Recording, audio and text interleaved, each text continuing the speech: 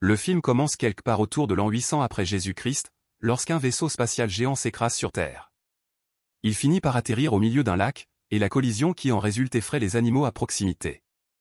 Deux figures humanoïdes en combinaisons spatiales avancées émergent bientôt des débris. L'un d'eux traîne désespérément son compagnon, visiblement blessé, jusqu'au rivage. Ensuite, il enlève son propre casque et s'évanouit presque immédiatement tout en ayant de brèves visions de son passé.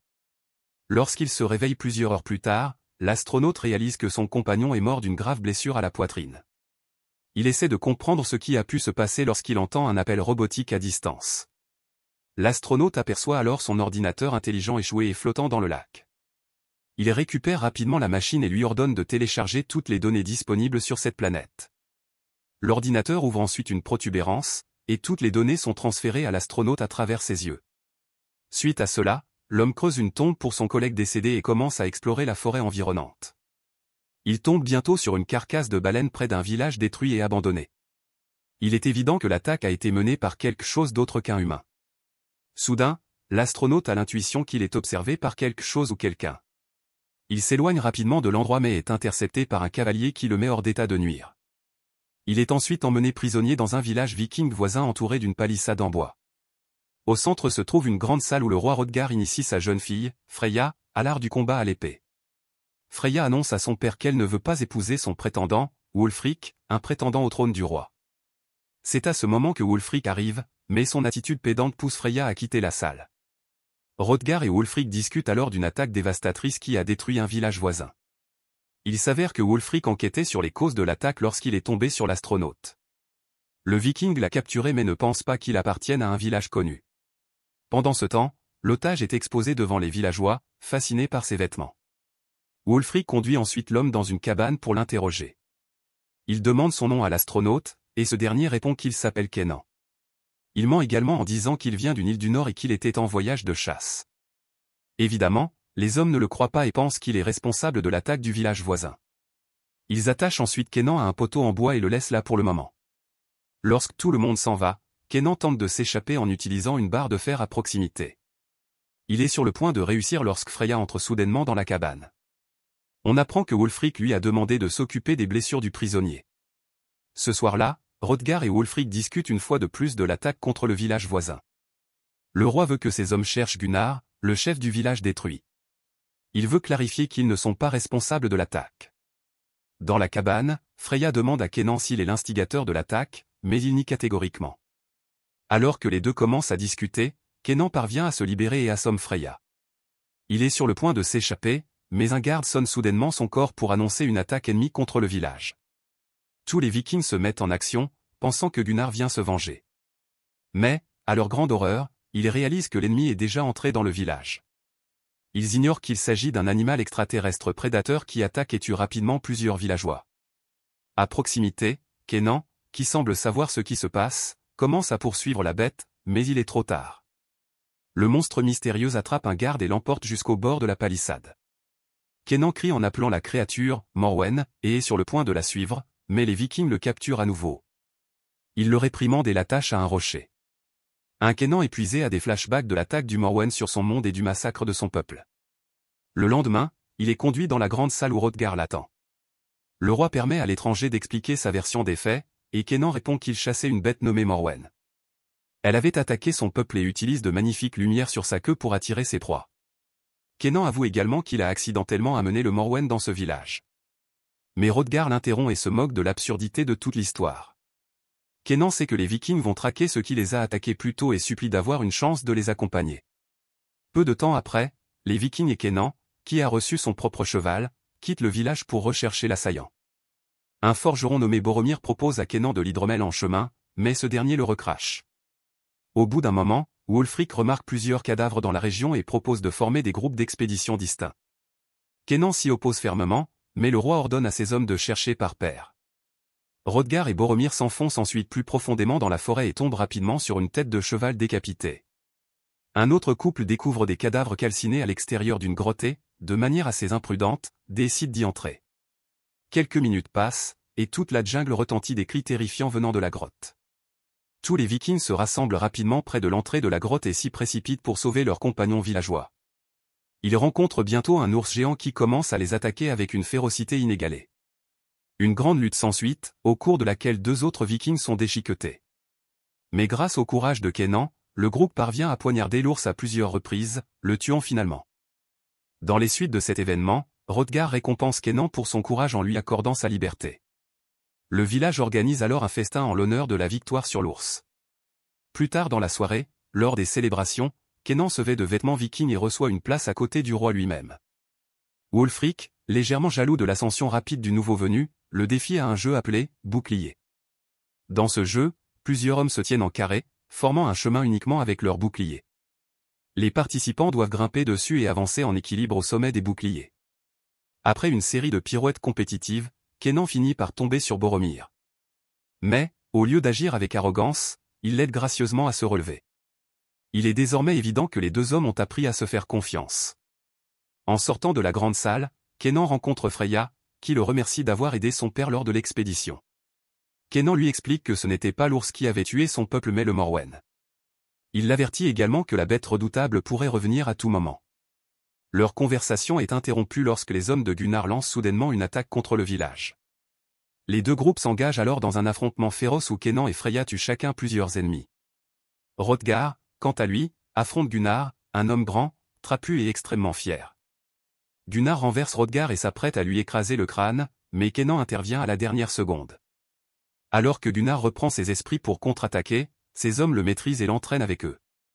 Il déclare avoir perdu cette bataille et qu'il est temps de battre en retraite.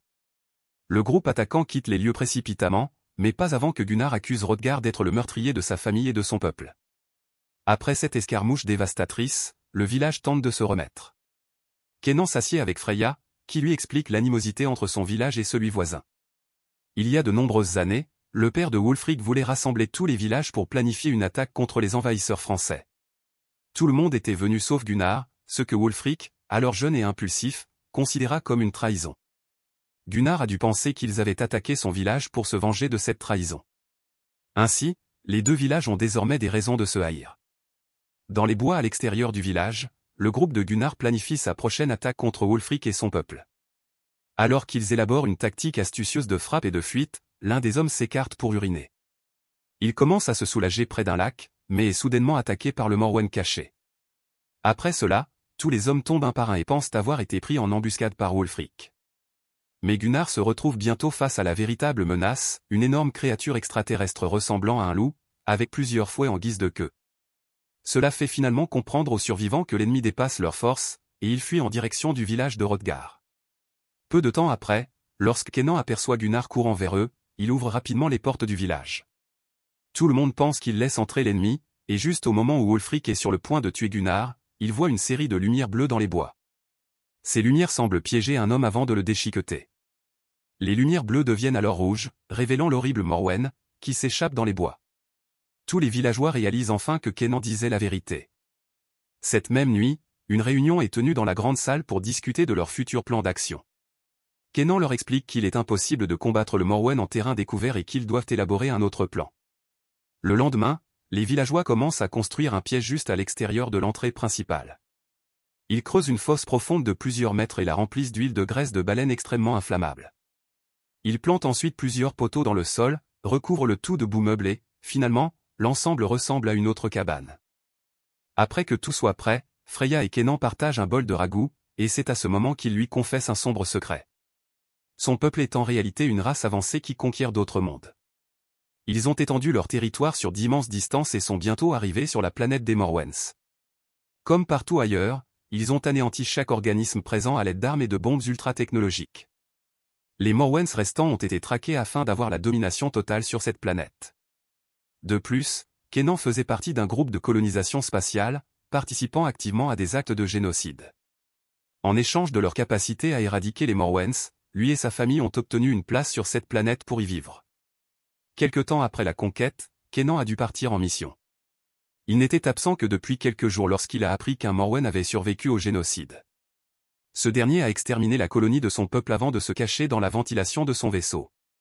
C'est ce même Morwen qui cause actuellement tout ce chaos dans le village.